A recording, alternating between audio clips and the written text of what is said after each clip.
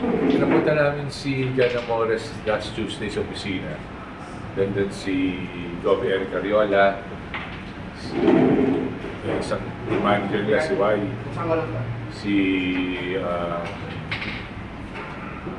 si Eric, Deputy Eric Castro, at ang legal natin si Attorney sorry, wala pala si Attorney OG. Nandun si Attorney Melvin. Okay, si Attorney OG nagmahapol, hindi nakahabol.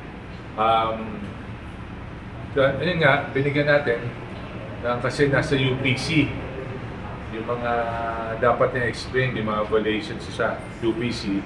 So binigyan natin ng letter para mag-explain within 5 days. So kausap naman kami. Sorry, hindi ko masabi sa inyo yung kasi nasa korte na ang usapan. Pero yun, sinabi ko lang na ayusin niya. Sorry siya. Pero sumagot na rin. Yung binigay namin yung Tuesday, ano kahapon? Friday? Friday ba kahapon? No. Friday yata, nagkasalubong kami sa office. Binigay ko yung sagot. So, pag-aaralan na namin ng liga nila Attorney OG Narvasa at si Governor Eric Ariola. Siguro mag-meeting kami by next week kung babasahin ko kung ano mga sinagot niya. Ano kami yung violations sa... May mga sa UPC, di ba?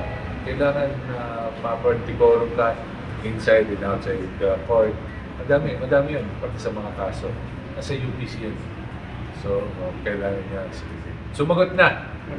So, binigay ko kay Atty. OG, pag-uusapan natin. Maybe next week. Pero yung contract niya, alive pa rin. Oo, live pa rin. Kaya yun nga, pag-usapan ko pa paano. Diba, dire-diretso mo ba yung kontrata o yung mga kailangan pag-usapan. Hindi ba siya sinuspend ng ano? As of now, wala pa. Pero pwede. Pero yun nga, tinitingnan nga namin kung paano. Paano kailangan ba siya suspend? Pwede ba siya maglaro sa PBA? O hindi na? O habang may kaso? Diba? So, yun yung mga pinag-aaralan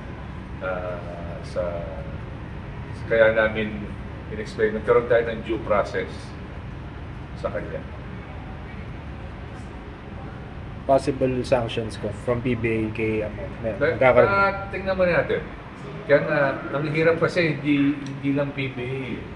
Nasa korte kaya hindi rin kami makagalaw. Siyempre, nasa korte hindi sa atin eh. Kung simpleng sa atin lang, masasagot ko kayo. So, yun. Kaya pinag-aaralan mabuti namin pati ng kita.